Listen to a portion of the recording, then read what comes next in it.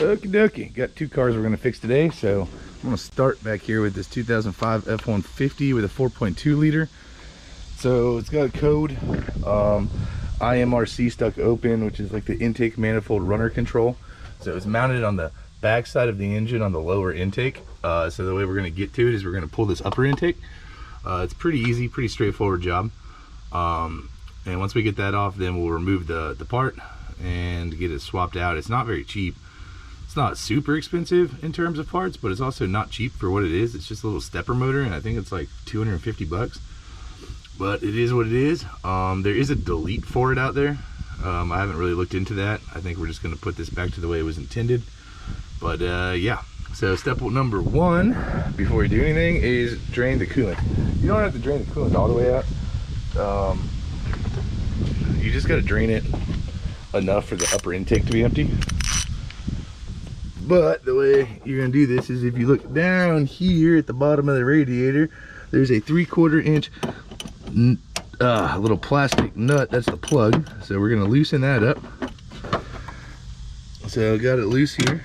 We're gonna drain this into a appropriate receptacle. And there we go. We got fluid coming out. Then what I like to do is I take the cap off the reservoir. Allow air to come through like a carb. And voila, get that drained out, and once that's out of the intake, we'll start pulling things apart. All right, with the coolant drained, it's still draining a little bit, but I'm gonna let it run while I start taking some things off. So step number one is gonna be pulling all of this breather here. So super easy. You got this little tab right here on like the PCV. You just press that with your finger and then wiggle her back. It's got hard to do with the camera. Ow.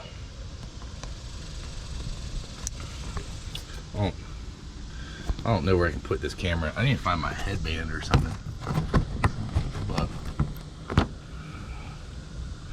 because this is a completely rubber connection, it gets a little tough, but because it has a lot of flex to it. See, it's on a rubber there, but you just hold it with one hand and then pull it with the other one while you're pressing it. And then we're gonna loosen this band clamp. This band clamp, we're gonna pull this. I'm gonna pull this as well. That's only because this is my second time pulling this. The first time I got all the way down to the IMRC, and the last bolt on the upper intake. So it's either, you can either call it the upper intake or the plenum. So the real intake's below it, but Ford calls it the upper intake. But the last bolt on the rear back there wasn't even started. Like, it was completely loose. Somebody else has taken this off before me, so I wasn't quite sure if the valves were actually stuck open or if there was just a massive leak right there. So I ended up reinstalling the entire thing, torquing it to spec, firing it back up, driving it a little bit, and realizing that it is indeed throwing that code and those valves are stuck open. So we're going back in for it. So this is not my first time, but I had a tendency of wanting to lean on this filter box here, so I'm gonna pull that as well. So let's see what we got over here. Still have my handy dandy pile of tools, so that's good.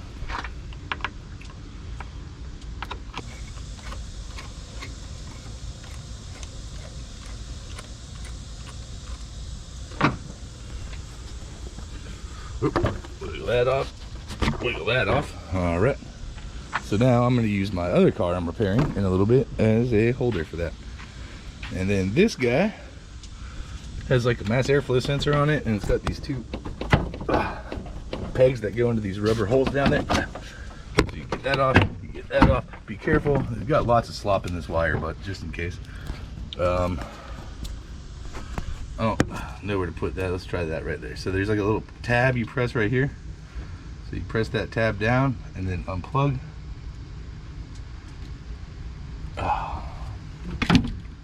Did this with a screwdriver last time. There's my screwdriver. My thumb's too fat to get in there, so I'm just using a screwdriver. Oop. To depress it like that. There we go. So that's out of the way. It's also 108 here today, so naturally I picked right in the middle of the sun to do this. Okay, once you have that off, I need to get this line off. So we'll take this line off and we'll unplug this plug off the throttle body, and then that will free up the throttle body to just ride along with it. This is a really weird clamp. I've never seen anything like it. It's connected, so it's 2 clips you have to squeeze at the same time to loosen it. So what I'm doing is I'm using a long pair of needle nose pliers. Ow! That was a wrench hitting me in the leg. It's the sound of a tool chest tumbling down the stairs. So yeah, what I do is I come in with this long needle nose pliers like this and get on both of them. Oop. And then it takes 2 hands. A lot of this stuff takes 2 hands. I'll just wiggle the line off like that. Okay. So now we'll tuck this back under here. I just tuck the line out of the way. Over here, you gotta pull that clip up like that. Then you press right there in the center, and that'll unplug. Sweet. Okay. So now our throttle body's free. So now next we're going to unbolt the heater hoses back here. There's 2 10 mils. Push those to the side, and then we'll work on disconnecting the EGR. So come back to that in just a second. All right, 10 mil here. We're gonna take these off. This is just a little mounting bracket for the heater hoses. But take off these 2 10s.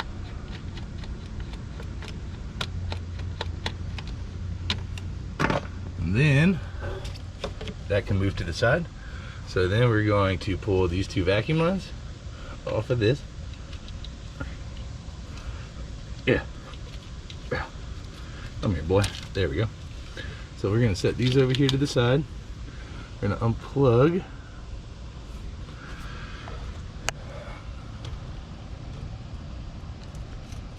this connector, push it over to the side. So I can get everything off to the side here. All right, I'm gonna pull that vacuum line because it tends to get in the way. So this is a 1 1/8.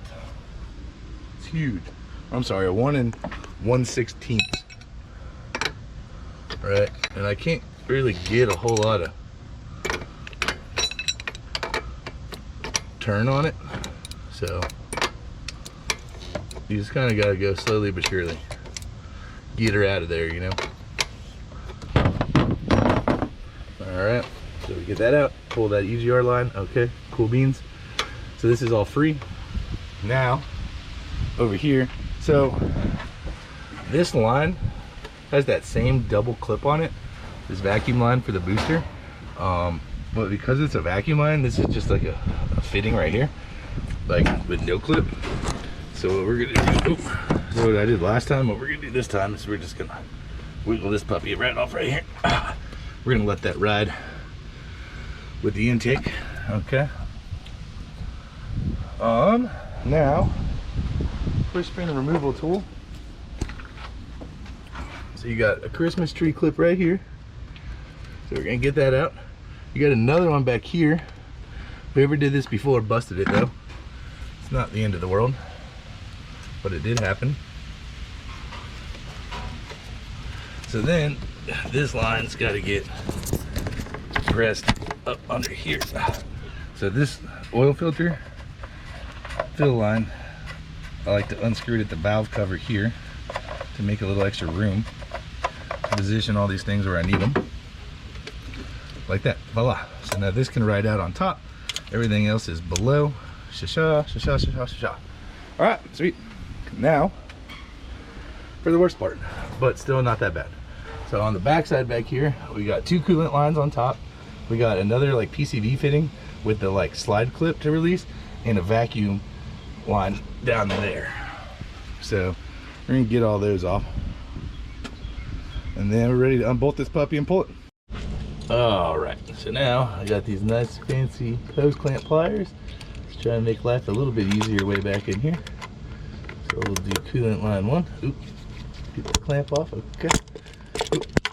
Now we'll do coolant line 2. Oop.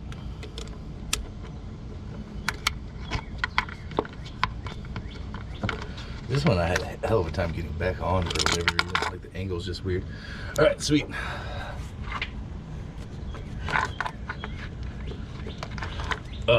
Reaching these is a pain, dude. Why is that already like restuck? Owie. Give me something. Ow. Whew. Doing this with one hand is hard. All right, I'm gonna pull that off camera because I need two hands. There's your vacuum line with the red hoses, and then there's your PCV line. So all those things have to come off.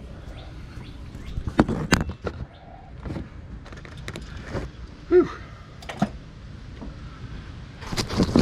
All right, all of our goods are free. That's everything, man. So I'm gonna note this too. Like I said, so whenever I went to do this yesterday, I realized somebody else had done this previously.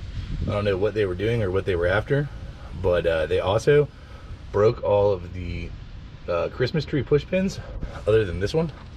The back side, underneath here, if you've never had this off before, there's going to be two Christmas tree push pins holding like the spark plug harness. I don't have to worry about them on this one, but you will. All right. So I'm going to start in the middle, and then you just kind of got to fish it in there till you get on it. But the middle ones are super easy. And then the only other thing to note while you're loosening all these is that they don't actually come out. So I'll show you on one of these front ones whenever I get to it. But you basically just got to make sure you get it all the way unscrewed, and it's just free floating. So I just unscrew it with overkill, essentially, and then yeah, and then it'll just lift right off. Okay, so you see here, you got, see how this bolt is? It can come up, but it can't come out. So now we're gonna push this to the side, push this to the side. All right, now I'm gonna put my camera over here. I don't know if I'll get a good shot of this, but all 8 bolts are loose. We're gonna slowly lift it up and bring it forward, and just go nice and slow to make sure nothing's caught up on it, but it should be free. There we go. Okay, so now I'm caught up on this PCV line. Let's push that off. All right, and voila. So if you look here, these are the gaskets. Some oil on these ones here. Not on these, but across that bridge a little later. This is how, see, the bolts retain so they can't fall out. So that's good. Ooh, grody in there, boy. But all right, so if you look, let me go get a flashlight and I'll show you what we're after. Okay, so if you look down in here, I'm not sure how well you can see it, but there's little valves, right? And you'll see they're stuck open. So that little black box with rods going to it, that's a stepper motor. That's called your IMRC, which is intake manifold, IMVC maybe, intake manifold valve control. So I gotta unbolt that, and we gotta pull those rods out. So they just, you see these little white tabs right here where the rods stick in? Those little retainers, they have the same thing on the other end, and those are just little levers that control those valves. So there's an electrical connection on top, so we're gonna get that unplugged, and there's two 10mm bolts that hold it onto the back side of the lower intake. So we're gonna get those unbolted, and then we're gonna pop those rods out, and I'll let you see what it looks like when I get it out of the truck. Okie dokie, we finally got this puppy out of there. If you're like me, don't be. This was a pain, man. So, for one, on the arms that these bars connect to, this end of them, they have these little plastic tabs. Here's one of them in my hand. It's broken right there. So we're gonna replace those because they're known to break. So that way, hopefully no one ever has to go back in here. The plug on top just has a little depressing clip to unplug it. You got to fish the harness back over the back side of it. I would start with this bolt right here. So this is how it sits in the back. You got a 10mm, 10mm, 10mm. This one's definitely the hardest to get to. I did it like a fool, and I did these two first, and it made this one even more difficult. So start with that one, then knock these two out. But yeah, it's out. So now we're gonna have to go to O'Reilly's and get the replacement part. Ooh-wee. All right, after a long, hard battle, we got the replacement part in. Let's take a look there. There she is. She's in position. Everything's hooked up, ready to rock. So a couple things to note. So this sits in here like this on the back of the intake. This bolt is an absolute nightmare. These two are real easy, but that bolt, giant pain. I had to get my secret tool called my little sister Samantha with her tiny little hands. She reached down in there, got the bolt started for me, tightened it down as tight as she could, finger tight, and then I just torqued it up with a ratchet. So, you know, if you have big meaty hands like me, I would suggest calling the girlfriend, the wife, the mom, the sister, whoever, man, whoever's got small hands, lining them up if you're tackling this project. Otherwise, you're gonna have one hell of a time. So, one last thing to note, so the actuator, they have a hard time looking it up at the parts store, but it's a Dorman part. It's 911-918 for this 2005 4.2 liter V6. I also suggest getting these. These are Dorman 47099. These are little plastic bushings. So they go, see like where that rod is right there, and there's one up top. So that one's broken. They break a lot, so you're gonna want to replace the ones that are on the truck.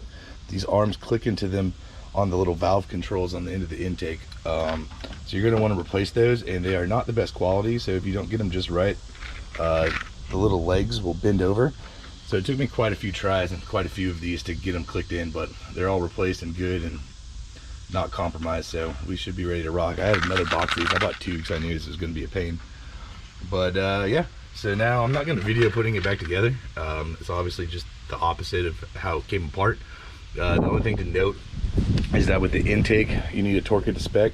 So let me go, or actually, you know what, I'll just screenshot and put a diagram up of the torque specs. You torque it the first rotation, and I'll put the pattern up on the screen, but the first rotation is 6 Newton meters. And once you get them all down to 6, torque to 6, then you go back and torque them all to 10 Newton meters.